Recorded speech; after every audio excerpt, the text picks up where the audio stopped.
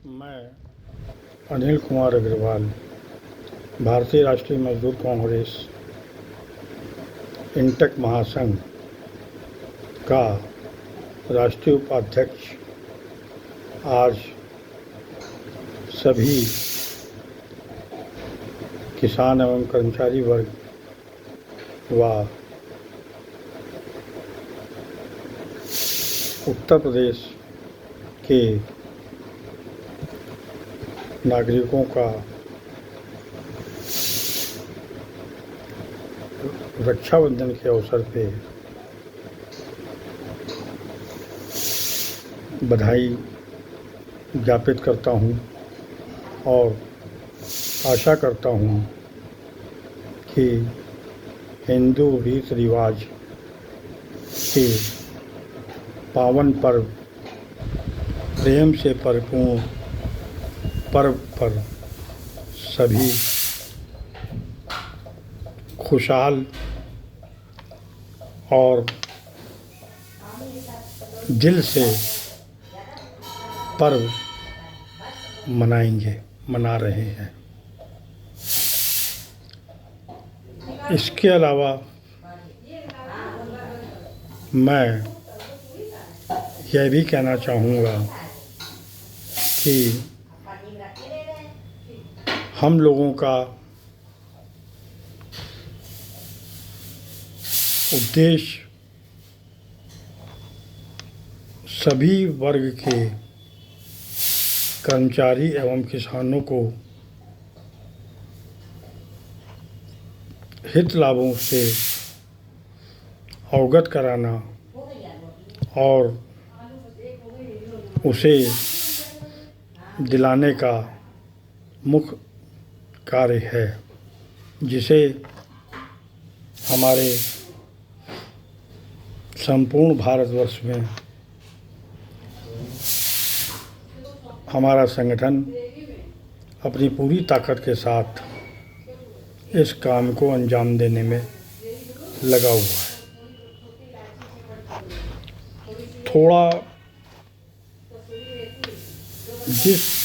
थोड़ा सा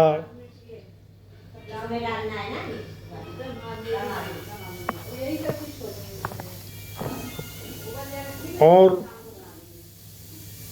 ताकत व जुनून के साथ लगने की आवश्यकता है, क्योंकि हमारा रास्ता बहुत क्रिटिकल एवं टिपिकल है। आज की स्थिति में सबसे बड़ा कारण यह है कि मजदूर वर्ग को और किसान वर्ग को हर प्रकार से दबाया व कुचला जा रहा है। कोई भी अगर आवाज़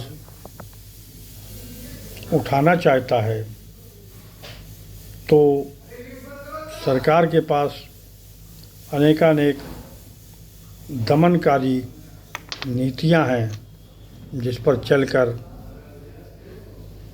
वह उस व्यक्ति को इतना भयभीत कर देती है कि आगे चलकर वह अपनी ही समस्याओं के लिए निरुत्तर हो जाता है और खामोशी के साथ उन समस्याओं का सामना करता है। मैं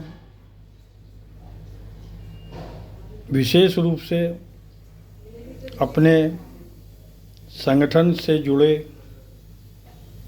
सभी पदाधिकारियों कार्यकर्ताओं से आग्रह अनुरोध करता हूं कि वह अपने क्षेत्र की समस्याओं के लिए और प्रदेश स्तरीय समस्याओं के लिए एकजुटता बनाएं और जो किसानों मजदूरों का भय का कारण है उसको दूर करके उन्हें अपना बनाएं ताकि उनकी समस्याओं से हम लड़कर उनको वास्तविक लाभ दिला सकें। आज मुझे अपने राष्ट्रीय अध्यक्ष श्री स्वामीनाथ जायसवाल जी और वरिष्ठ महामंत्री श्री हौसला प्रसाद जी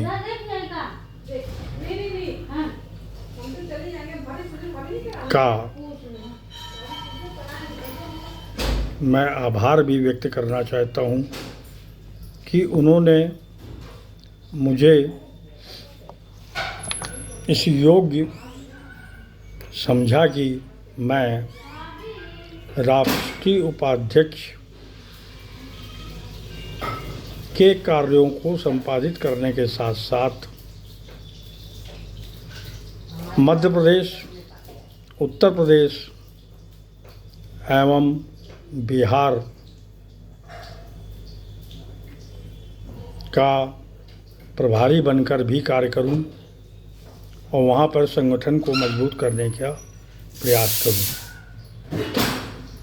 यहाँ मैं सर्वप्रथम उत्तर प्रदेश को आधारित करता हूं, जिसके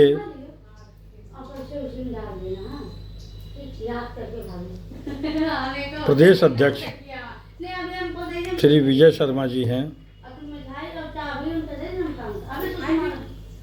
मैं उनसे यही कहना चाहूँगा कि प्रदेश की पूर्व कार्यकारिणी को एज इट इज़ लागू कर दिया गया है, जैसा कि माननीय श्री हौसला प्रसाद जी ने मुझे आश्वासित किया कि उस कमेटी को कोई अंकुश नहीं लगाया गया है, आज भी वो वर्किंग ऑर्डर में है। तो मैं विजय जी से ये कहना चाहूँगा कि एक बड़ा क्षेत्र तो उनका कवर है, इसके अलावा जो उस कमेटी में कार्यशील नहीं हैं उन्हें रद्दोबदल करने की आवश्यकता है और ये अगस्त माह 2025 में इस कार्य को पूर्ण रूप से कर लें ताकि 1 सितंबर से प्रदेश में समस्याओं को लेकर कार्रवाइयाँ शुरू हों। मैं यह भी बताना चाहूँगा कि अभी हमने आर्टिकल 21A के तहत शिक्षा, जिसे मौलिक अधिकार में लाया गया है कि 6 वर्ष से लेकर 14 वर्ष तक के बच्चों को फ्री शिक्षा प्राप्त होनी चाहिए। इस संबंध में हमने कानपुर के जो डीएम हैं उनको ज्ञापित किया, मुख्यमंत्री द्वारा उनके मुख्यमंत्री को संबोधित है ज्ञापन, और इसमें स्कूलों के मरम्मत, स्टैंडर्ड ऑफ एजुकेशन, इसके अलावा जो पाठ्यक्रम प्राइवेट में और सरकारी में अलग अलग हैं उसको तत्काल प्रभाव से सही किया जाए और जो एक प्राइवेट स्कूलों के प्रबंधकों को लाभान्वित करने के लिए मात्र 25% 6 वर्ष से 14 वर्ष के लिए फीस माफ़ी का प्रस्ताव किया गया है सरकार द्वारा, जिसका कि हमने बड़ी मुखालफत की है और कहा है कि 25% ही क्यों, 10% भी हो सकता था, 25% भी हो सकता था, 35% भी हो सकता था, 50% भी हो सकता था।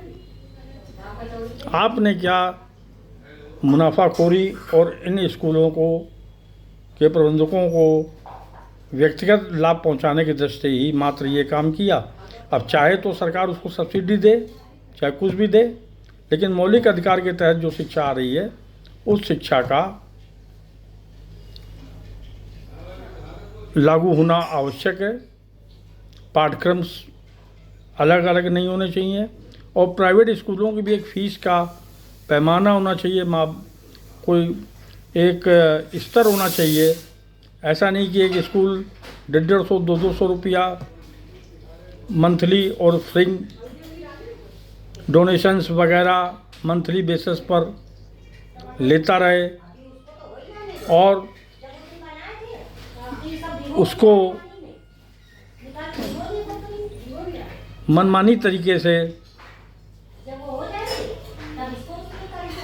परिवारों को लूटने का काम करे, इस पर भी अंकुश लगना आवश्यक है।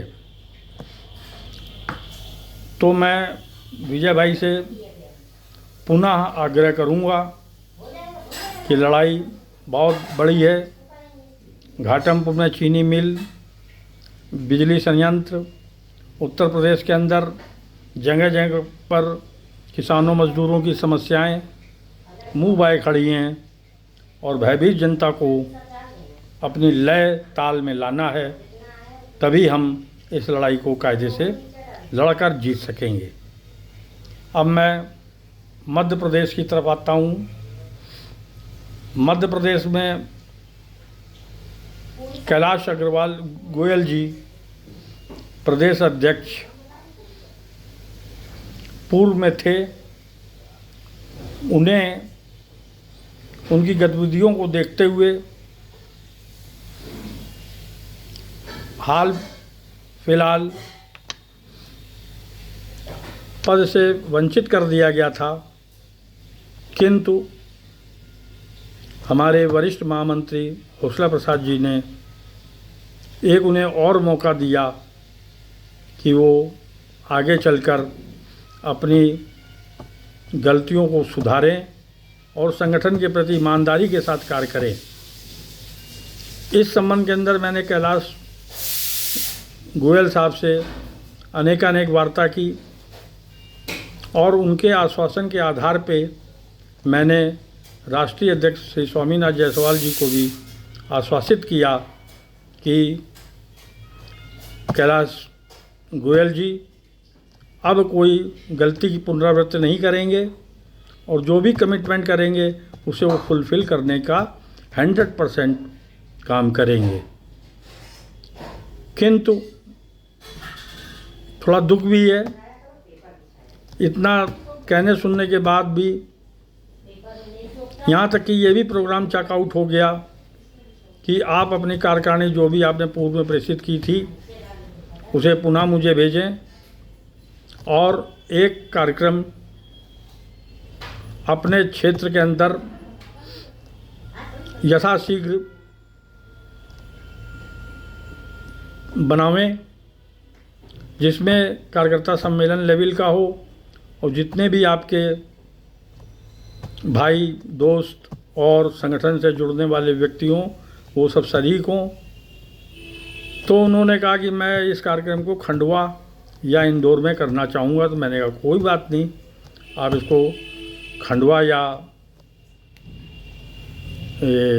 इंदौर में करें जहाँ पर आपको सुगमता हो, क्योंकि उस कार्यक्रम में हो सकता है कि हमारे राष्ट्रीय अध्यक्ष जी और वरिष्ठ महामंत्री भी शिरकत करें।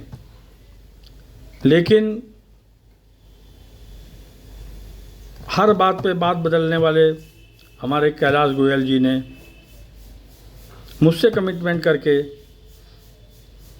उसकी भी पूर्ति नहीं की और यहाँ तक कि उन्होंने वो भी लिस्ट मुझे नहीं भेजी जो उनका कहना था कि मैंने वरिष्ठ महामंत्री को उस लिस्ट को भेज दिया था।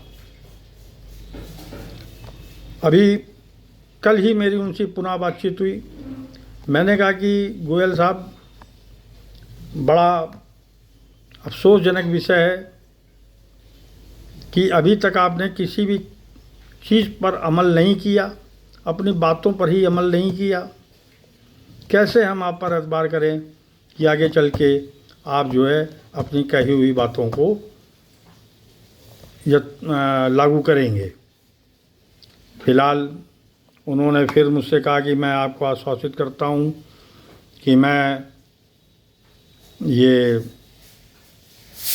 रक्षाबंधन के तत्काल बाद सक्रिय होकर काम करूँगा। तो मैंने कहा ठीक है, आपकी मर्ज़ी, अगर आप करेंगे तो वेल एंड गुड, और हम ज़्यादा समय तक वेट नहीं कर पाएंगे।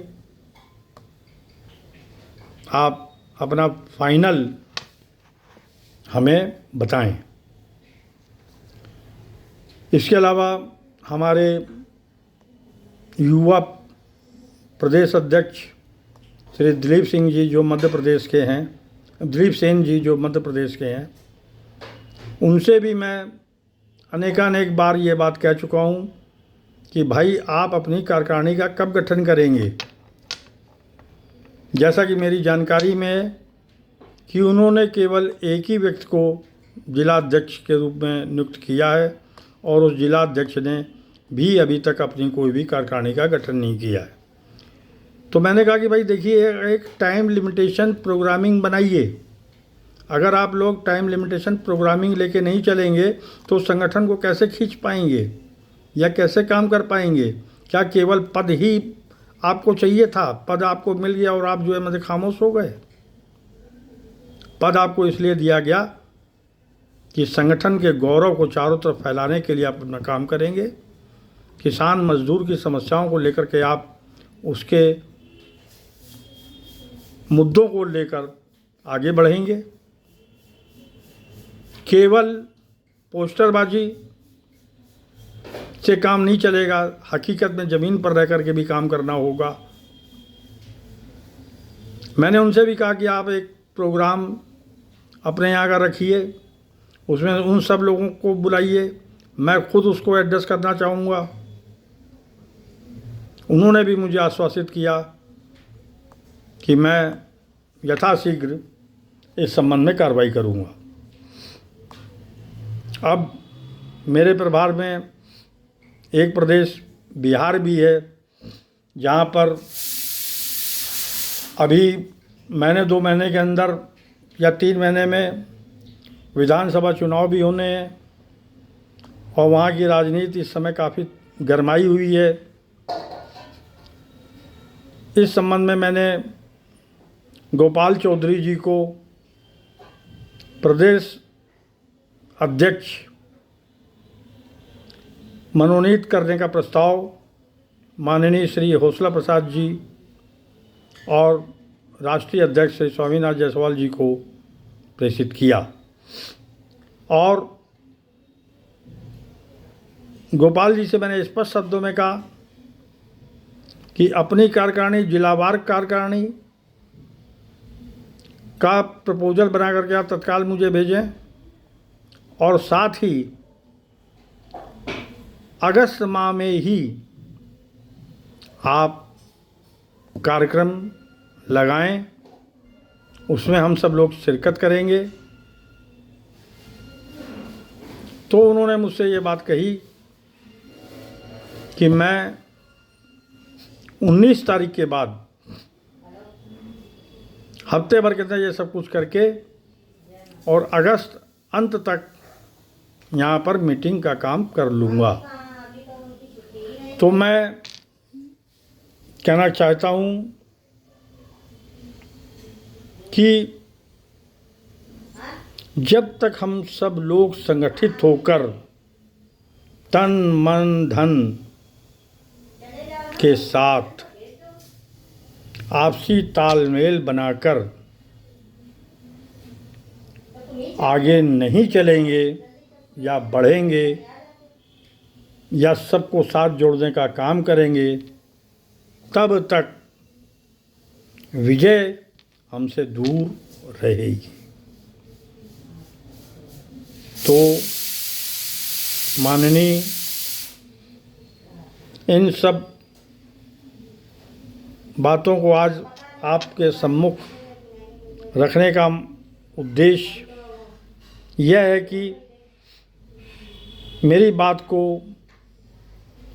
प्रदेश के से जुड़े पदाधिकारीगण सुने, समझे और उसके अनुसार अपनी कार्यप्रणाली में दुरुस्त होकर आगे बढ़ने का काम करें और जो उन्होंने वादे किए हैं वो केवल वादे ना हों, कार्य रूप में परिणित हों,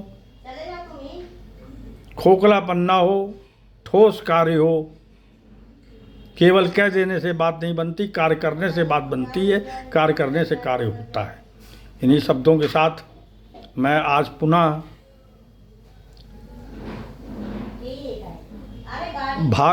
रक्षाबंधन की आप सबको शुभकामनाएं, बधाई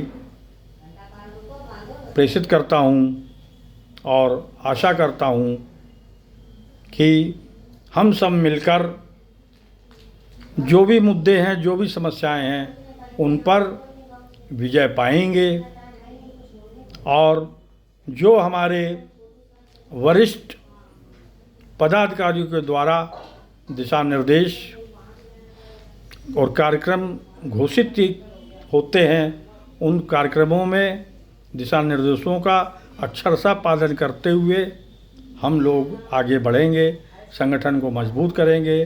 जय हिंद, जय भारत, जय मजदूर एकता, जय इंटक, जय इंटक।